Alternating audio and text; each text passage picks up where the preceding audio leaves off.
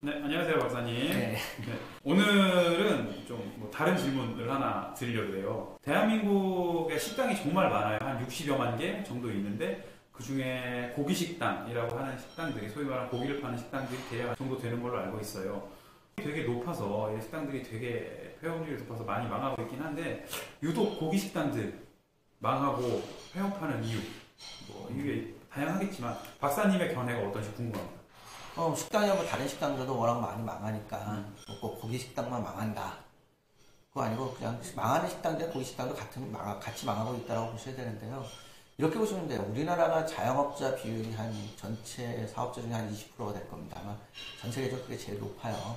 근데 이렇게 된 이유는 너무 산업 속도가 빨랐다는 걸 봅니다. 식당이 많이 생겼던 이유는 뭐 최근에 들면 리먼 브라더스 사태도 있었고 2008년에 17년에 IMF라는 게 있고 나서 식당이 많이 늘었지만 그 전에 저는 좀 70년대 그 서울이 도시화되면서 산업화되면서 서울에 이제 공단들이 많이 생겼잖아요. 뭐 농촌에서 서울로 올라오면서 그 가족이 다 올라온 거예요. 그러면 이제 누나들은 공장 가서 일을 했는데 일반 가족들은 그냥 누나 혼자서 그런 거를 보고 있을 수가 없지 않았습니까? 그러다 보니까 이제 작은 고깃집들을 한식집을 하지 않았나, 된장찌개나 끓여 팔고 이랬던 게 우리나라 식당의 시작? 아니면 현대 식당의 시작이라고 보고요. 그러면서 이제 사실 시골에서 올라오신 분들이 특별한 요리가 할 줄 아는 요리 기술이 없었으니까 그 당시에 유행했던 삼겹살?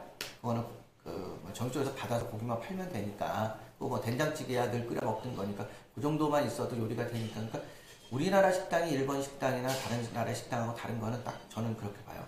요리를 할 줄 모르는 사람들이 식당을 한다. 그리고 그 식당에 어디로 갔냐? 고깃집이다. 근데 이제 문제가 뭐냐? 과거에는 저녁 장사만 해서도 먹고 살았어요. 인건비도 괜찮았고 임대료도 쌌고. 근데 지금은 인건비도 오르고 임대료도 오르다 보니까 고기 구이집만 가지고는 경영이 안 되는 거예요. 그게 가장 큰 문제라고 봅니다. 그 덕분에 뭐랄까 이제 점심 메뉴가 강한 고깃집이 살아남아야 되고 또 그리고 산업화 시절에는 정말 술을 많이 먹었는데 직장 동료들끼리 왜 많이 먹었는지는 모르겠어요. 뭐 여러 가지 이유가 있겠죠. 너무 자주 많이 먹었고 그때 많이 먹었던 게 주로 고기 요리, 삼겹살, 뭐 소고기도 먹었고 여러 가지 고기 요리를 안주로 해서 좀 도수가 있었던 소주를 먹었는데 지금 소주 도수가 낮아지다 보니까 여러 가지 요리가 나오고 기름기가 많지 않은 요리로 먹어도 되는 부분이 있으니까 그랬던 것들의 영향으로 점점 고기 쪽, 특히 돼지고기 쪽 요리로 술을 먹는 인구가 줄어드는 거 아닌가 싶으니까 뭐랄까 삼겹살집이 어려운 거죠. 고깃집들이, 돼지고기집들이 특히. 삼겹살 집들만의 아이덴티티가 좀 있었어야 되는데 그렇지 못한 점도 하나의 작용을 했다고 볼 수 있는 거겠네요. 그러니까 뭐 지방에 튀긴 거, 기름에 튀기면 뭐 다 맛있죠. 다 맛있죠. 운동화도 맛있는데. 뭐 운동화도 맛있고 뭐 중국 속담 말 테이블 다리도 좀 튀김 맛있다고 그러니까. 그러니까 그것 이외에 특별한 맛이 없었다라고 보시면 돼요. 그리고 먹을 게 없었고 그 중에서 제일 맛있었던 게 삼겹살이었는데 이제는 너무 먹을 게 많고 너무 맛있는 게 많이 나왔고 너무 요리 기술이 발달했다는 거죠. 그런 어떤 복합적인 이유로 밀리고 있는 거다라고. 그러면 소위 말하는 그 팻하다 그러잖아요. 삼겹살, 지방, 뭐 팻 이런 것들, 뭐 다이어트, 건강 이런 것과도 어느 정도 연관이 있다고 볼 수 있을까요? 전혀 없지는 않았는데 그거는 기호라고 봐요. 사실은 뭐 어차피 또 고지방을 먹는 것도 그 다이어트 중에 하나니까. 근데 이제 문제는 최근에 심각한 거는 미트예요. 미트로 인해서 이제 직장 회식이 사라져버려서 삼겹살하고 소주 먹는 아주 돌직구로 가는 방식이 사라져버렸다는 거죠. 그러니까 술을 같이 많이 안 먹고 그러다 보니까 삼겹살 식당이 회식의 기회를 놓치고 있고 그런 것들이 주요 원인.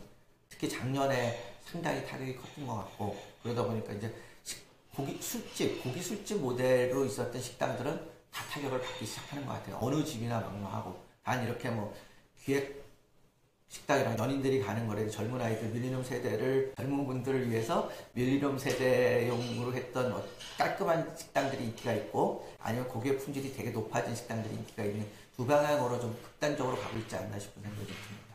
좀 전에 말씀하신 그 점심 장사가 되는 고깃집이 필요하다는 말씀도 같은 맥락이라고 그렇죠. 볼 수 있겠네요. 그러니까 점심 장사를 필연적으로 해야 되는 시기가 왔고 근데 이제 그 점심 장사라는 게 보편적으로 경쟁하기가 되게 어렵다.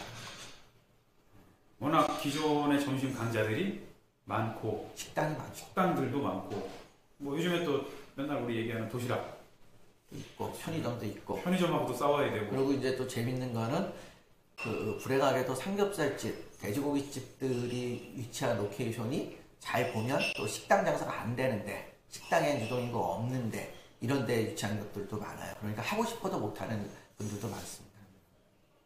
고기를 먹으러 찾아가는 위치로서는 적정하지만 밥을 먹기 위해서 가볍게 가까이 갈 수 있는 구간은 조금 동떨어져 있기 때문에 그렇죠. 그 부분에서는 어느 정도 경쟁력이 떨어질 수밖에 없다. 뭐 맛집 골목이라는 게 점심때도 바글바글하지 않잖아요. 친구들이 모이는 동네 뭐 이런 데들은 친구들이 술 먹으러 가는 동네지. 근데 거기에 너무 그 여러 다양한 선택권이 많아졌다는 거죠.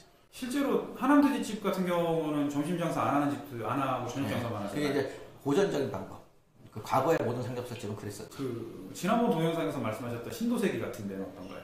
거기는 그 모기업 중에 같이 하시는 기업이 그 뭐 한정 식당 하시는 분들에서 밥이 세요. 밥 메뉴가 여러 가지가 있고 그러다 보니까 주방이 좀 관리하기 힘들어서 그렇지 제가 알기로는 점심 메뉴들이 상당히 잘 나오는 걸로 알고 있습니다.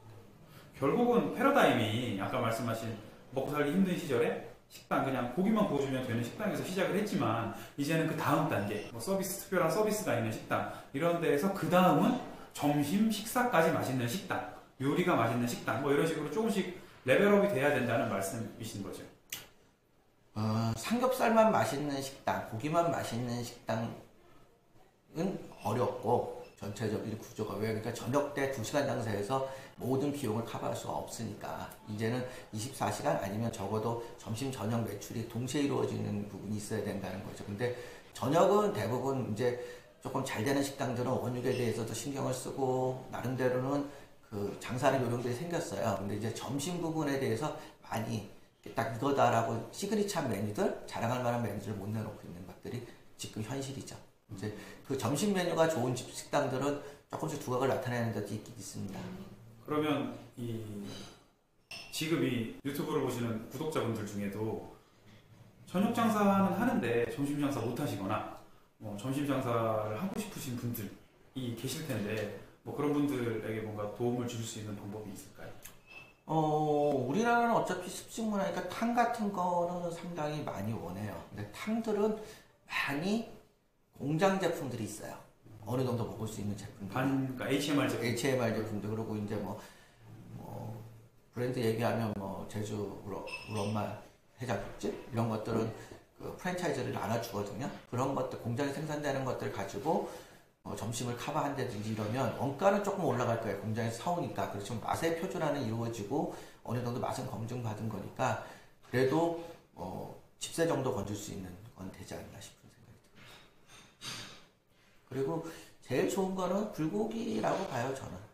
저는 그 고깃집이니까 컨셉도 맞고 근데 불고기는 그 저지방 고기로 쓰기 때문에 원가도 상당히 괜찮고 또 그 단짠의 맛이 마성의 맛이죠. 네, 그러다 보니까 뭐 특별히 맛있다 맛없다의 구분도 없고 가격도 상당히 저렴하게 할 수 있고 지금 우리나라의 가장 큰 문제는 점심이 8,000~9,000원, 10,000원 하는 것들이 너무 비싸죠. 사실 직장인들한테 부담스러운데 맞아요. 그거를 뭐 8,000원 언더로 밑으로 뭐 6,000원짜리, 7,000원짜리 뭐 일본의 요시노야처럼 뭐 4,000원, 400엔짜리 정도 식사들을 제공할 수 있다면 박사님 말씀하신 내용에 그 궁금한 것들이란가 아니면 질문 내용들은 밑에 동영상 밑에 댓글로 달아주시면 박사님께서 직접 댓글 달게. 직접 댓글을 달아주신다니까 요거 궁금하신 분들 요거 보고 뭐 이게 더 궁금합니다 혹은 이런 게 더 있었으면 좋겠습니다 하는 것들 댓글 달아주시면 참조해서 저희가 더 나은 영상을 제작하는데 쓰도록 하겠습니다. 잠깐. 네. 이게 정답은 아니에요.